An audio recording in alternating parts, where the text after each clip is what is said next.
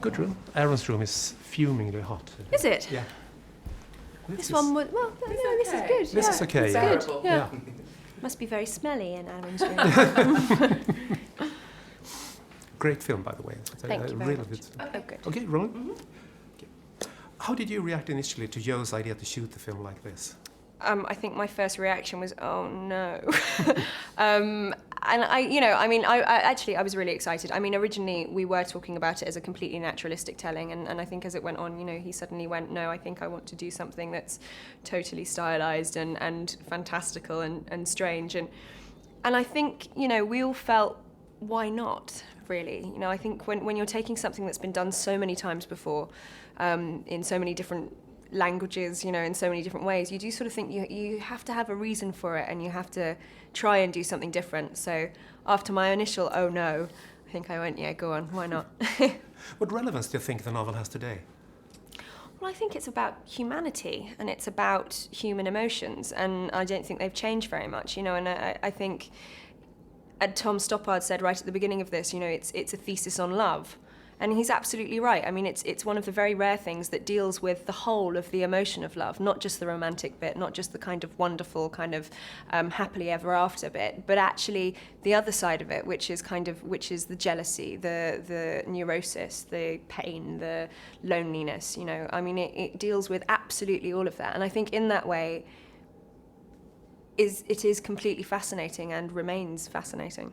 Has your perception of Anna, has it changed over the years since you read it as a Yeah, as I mean, a teenager? I read it sort of, my late teens, and I remember it just being this kind of sweeping romance, and and when Joe first said, how about doing this, that's how I remembered it. I went, yeah, great, why not? And then read it again last year before we started shooting, and just went, whoa, this is a very, very different, much darker piece than I remembered it or took from it the first time I read it. But I think, that's what great literature does. It will speak to different parts of you at different times in your life, and you'll always be able to pull different things from it. You've done quite a few period films. Do you ever get tired of it?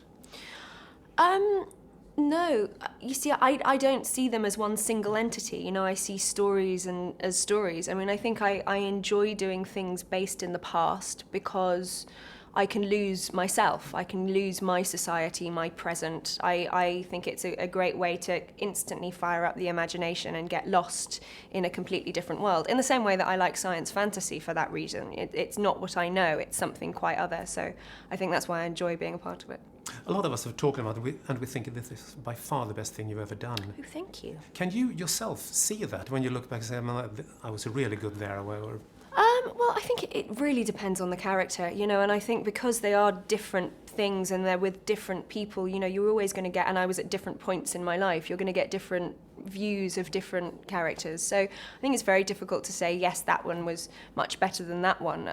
I wouldn't compare this to Elizabeth Bennet because she's such a different, they're both different creatures, But I am, I'm proud of the work that everybody's done in this, I hope I've pulled it off. But I think the interesting thing about acting in general is you'd never play the same role twice. You'd never play it in the same way. So if I was playing Anna this year, I would choose completely different choices to what I did last year. But that's kind of the beauty and the magic of it. there are already Oscar nomination rumors. Can you put those away? Don't you think of it, or what do you... It's lovely. It always means that you've done a good job if people are, are even talking in that way. I think the most important thing, and always the most important thing, is people who go to see this film enjoy it. It's only about that, actually. If there's an Oscar, then how great and how lovely that would be. But really, you only make it for the audience. I know some years ago, you were constantly hounded by the paparazzi here in London. I said, has that eased down now? Yeah. It does generally. As women get older, they only really want to hound the young women because they get more money out of it. So as you get older, they hound them less. It must feel great. It's a very good thing. Yeah, we have a very strange view of young women. We do very strange things to them still. Do you want to continue living in England, or have you ever thought of making a home in the US? I have thought about it. I don't know. Possibly at some point, but I'm very happy in England at the moment.